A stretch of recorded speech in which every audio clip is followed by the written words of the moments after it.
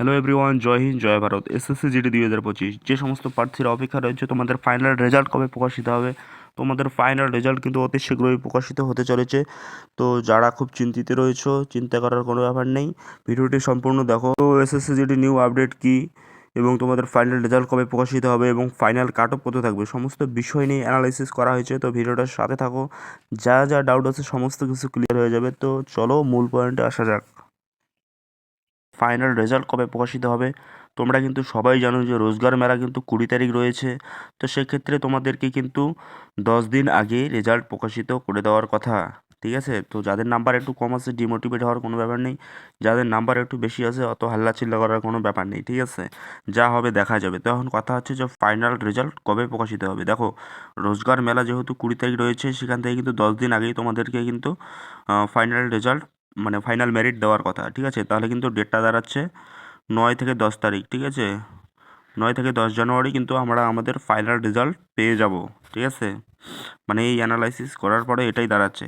তারপর কথা হচ্ছে যে ফাইনাল কাট অফ কত থাকবে।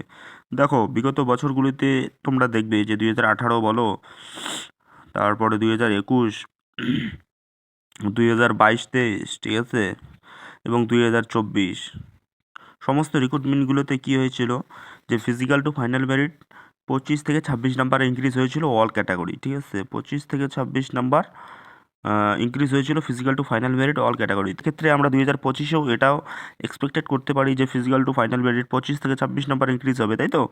তাহলে প্রতি বছর যেহেতু হচ্ছে, তাহলে এই বছর কেন হবে না? এই বছর আবার ক্যান্ডিডেটও কম রয়েছে, সেক্ষেত্রে আমাদেরকে মাথায় এটা রাখতে হবে যে ফিজিক্যাল টু ফাইনাল মেরিট 25 থেকে 26 নাম্বার ইনক্রিজ হতে পারে। ঠিক আছে, 1 নাম্বার এক্সট্রা হতে পারে। ঠিক আছে, এর বেশি হওয়ার কোনো চান্স নেই। কারণ তোমরা একটা জিনিস সবাই ভালো করে জানো যে 3 জনে 2 জন। ঠিক আছে, তো 3 জনে যদি 2 জন হয়, একজন বাদ যাবে। তাহলে একজন যদি বাদ দিতে হয়, তাহলে কাট অফ কত যেতে পারে? তোমাদের লোকালে যে সমস্ত বন্ধুগুলো রয়েছে না, তাদেরকে তোমরা নাম্বারগুলো দেখবে। তো সেক্ষেত্রে যদি তোমরা 3 জনে 2 জন ওখানেই যদি হয়ে যাও, কম্পিটিশনটা কিন্তু তোমাদের মধ্যেই, ফ্রেন্ড সার্কেলের মধ্যেই কিন্তু কম্পিটিশনটা হয়। ঠিক আছে, তো তোমরা যেহেতু ওই 3 জনে 2 জন তো হয়েই যাচ্ছে, তাহলে সেক্ষেত্রে আমাদের দাঁড়াচ্ছে কি যে একজনকে আমাদেরকে কাট অফ থেকে বের করতে হবে। তাহলে একজনকে যদি বের করতে হয়, কাট অফের প্রভাব কীরকম পড়বে তোমরা একটা সাধারণ লজিক লাগাও।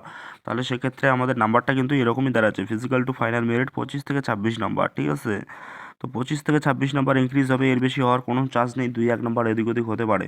তো আমার কথা এটাই থাকবে। তো যাদের নাম্বার একটু কম আসছে ডিমোটিভেট হওয়ার কোনো ব্যাপার নেই, যাদের নাম্বার একটু বেশি আছে অত হাল্লা চিল্লা করার কোনো ব্যাপার নেই। ঠিক আছে, যা হবে দেখা যাবে। তো আমার অ্যানালাইসিস এটাই থাকলো। অনেক দিন পরে ভিডিও বানালাম, একটু অসুবিধা ছিল। তো সেক্ষেত্রে যাই হোক, তো আমার অ্যানালাইসিস এটা থাকলো। যদি ভিডিওটা ভালো লেগে থাকে তো অবশ্যই এটি লাইক করবে, চ্যানেলটা সাবস্ক্রাইব করে পাশে থাকবে। কার কত নাম্বার রয়েছে আমাকে কমেন্ট করে জানাও। দেখা হচ্ছে পরবর্তী ভিডিওতে। চলো টাটা, বাই বাই।